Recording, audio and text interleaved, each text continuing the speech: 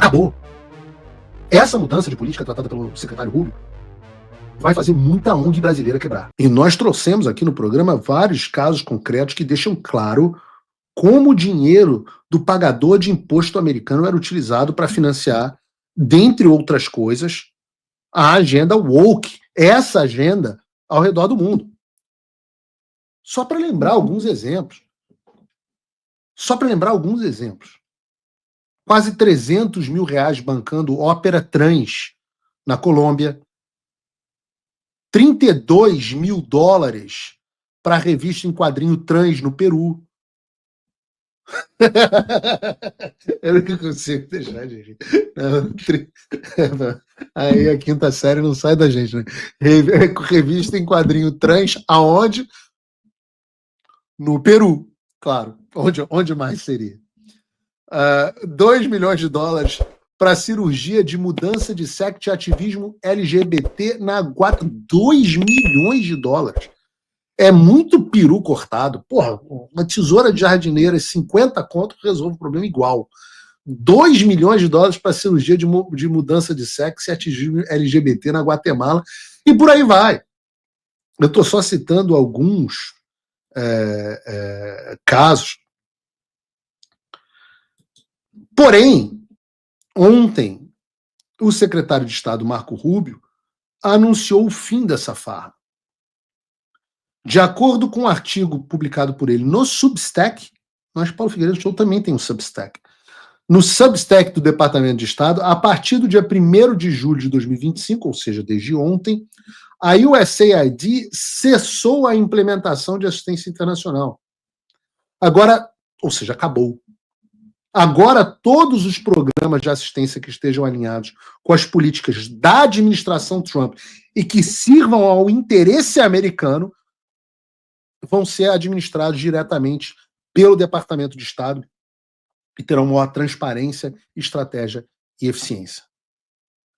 Segundo o secretário Rubio, a USAID via como seus constituintes, ou seja, as pessoas a quem deviam prestar contas, quem? A ONU, ONGs multilaterais, uma tal de comunidade global, e não o pagador de imposto americano, que é quem financiava o orçamento da agência.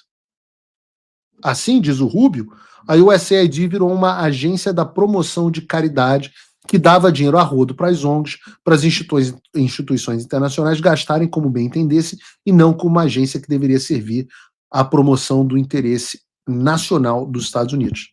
Aliás, o Rubio cita que muitas das vezes os programas que a USAID financiou promoviam os valores dos grupos anti-americanos, desde a pauta woke, da pauta diversidade, equidade e inclusão, até, como a gente viu no Brasil, censura, operação de mudança de regime e até cooperação com os adversários geopolíticos dos Estados Unidos.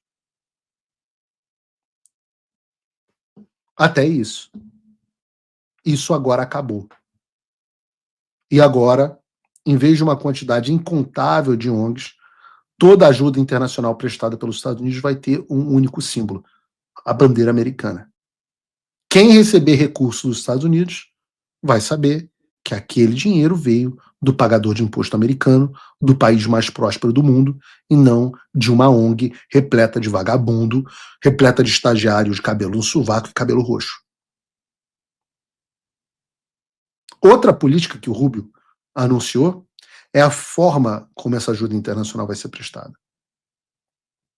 Acabou que muita gente mamou demais, cara. Se vocês soubessem quanto de dinheiro que essa gente ganhou, cara.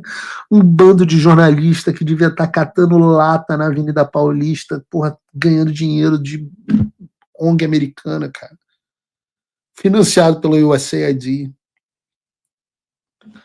Acabou esse negócio de derramar dinheiro infinito em governos falidos e ineficientes. Acabou. Agora a ajuda internacional vai ser voltada à área específica, com limite de tempo. E segundo o Rubio, o secretário Rubio diz que o foco vai ser ensinar a pescar e não dar o peixe. Com isso, os países que tiverem demonstrado a capacidade e a vontade de ajudarem a si mesmo serão priorizados e receberão os recursos americanos para as áreas que possam ter um efeito multiplicador e catalisador da iniciativa privada, incluindo empresas americanas e investimento global. Então não tem mais essa história de país africano sugando dinheiro por 60 anos e não mudando absolutamente nada nesse meio tempo. Ou trabalha para modernizar o seu país e abrir o seu mercado, concorrência, capitalismo, ou então não vai receber dinheiro dos americanos.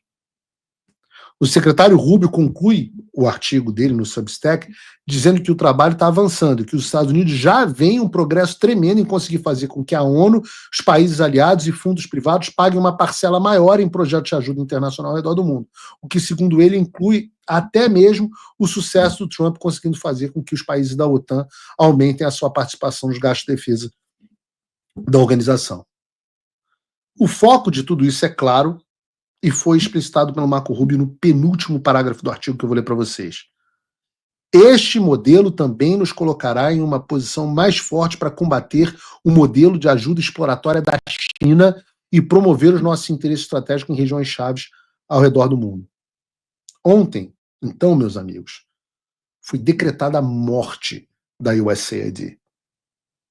Foi decretada a morte da instituição que financiou a ditadura brasileira e parceira do Alexandre de Moraes. Foi decretada a morte do financiamento global da pauta woke, da lacração, da pauta que financiava os movimentos ativistas do deputado Felipe Santos. Acabou. Essa mudança de política tratada pelo secretário Rubio vai fazer muita ONG brasileira quebrar. E é um belo prego no caixão do complexo industrial da censura. Quando a gente fala em complexo industrial da censura, o que a gente quer dizer com isso? Paulo, o que você está falando de complexo industrial da censura? O que a gente está chamando, esse termo não é meu, eu acho até que é do Michael Schellenberger, eu não tenho certeza.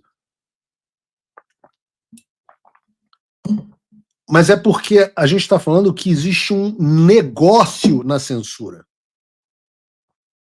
Eu já expliquei para vocês, óbvio, o quanto que ganham de dinheiro, os escritórios dos familiares de ministros do STF, as pessoas que participam de lobbies no STF e do Gilmar Palusa. Já falei sobre essas pessoas, mas não são apenas estas. Você tem agências de checagem de fato, você tem jornalistas que trabalham para agências de checagem de fato, você tem esses caras tipo Fábio Silva que vão arrumar uma boquinha numa ONG, numa entidade internacional para poder ganhar um saláriozinho para defender a censura. Você tem uma série de até mesmo a imprensa, velha mídia, que recebe grants, né, recebe bolsas para poder financiar a checagem de fato. Você tem pessoas que recebem dinheiro para promover a censura, como, por exemplo, recebeu o Felipe Neto, o instituto dele, através do instituto dele. Tantos outros, empresas de tecnologia que fazem monitoramento e software de monitoramento de redes sociais.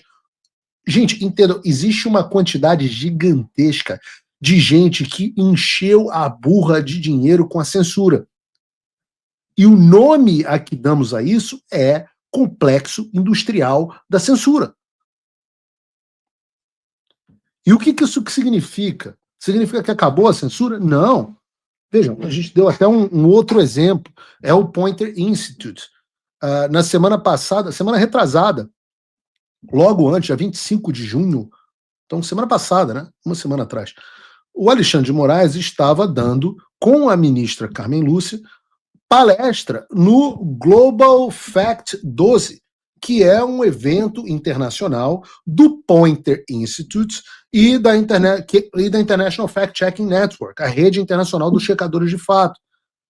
Estes são órgãos que recebem, são financiados e existem com uma série de pessoas mamando na teta desse dinheiro, com dinheiro basicamente financiado de ONG americana. São essas pessoas que dão os fundamentos, fazem parcerias com o TSE para verificar o que é verdade e o que não é verdade na internet. São essas pessoas que acabam contratadas muitas vezes para checar vídeo no Google, para ver se o vídeo está valendo ou não. Porque o Google precisa contratar um exército de censores. O que o Marco Civil do Alexandre determina, por exemplo, é que o Google contrate um exército de juízes esquerdistas para verificar se um vídeo é ou não antecipadamente discurso de ódio antidemocrático. E o que o Rubio está decretando aqui agora é que, oficialmente, isso acontece agora sem apoio americano. Pelo contrário, agora o movimento americano é no sentido contrário, defender, preservar a liberdade de expressão ao redor do mundo, e o Brasil, evidentemente, é um dos focos principais. Lembram o que eu dizia para vocês? O Alexandre surfava em uma onda global e agora vem um tsunami na direção dele. O Trump voltou. Isso já deve ter tirado um peso das suas costas. Mas e o Brasil? O nosso país continua atolado e achar que só a vitória do Trump vai resolver tudo é ilusão. Nada vai mudar sozinho. E pode ter certeza de uma coisa: ficar xingando muito nas redes sociais não vai fazer diferença nenhuma. Você vai continuar esperando alguém fazer alguma coisa por você, um político, um salvador da pátria? Esquece. Se ninguém tomar uma atitude, nada acontece. Eu estou fazendo a minha parte. Eu parei a minha vida por isso. Mas, se você quer saber como pode ajudar sem precisar largar tudo, a resposta é simples: apoiando quem está na linha de frente. Sem esse apoio, sem essa linha de suprimento, esse trabalho morre. Sem estrutura, ninguém avança. Então acessa www.paulofigueiredoshow.com/apoie e com $5 por mês você pode fazer parte disso. Se puder mais, eu recomendo, seja um patrono Gold e participe ativamente no grupo que me ajuda a pautar esse debate. O que vai definir o futuro é quem faz e não quem reclama. A escolha é sua.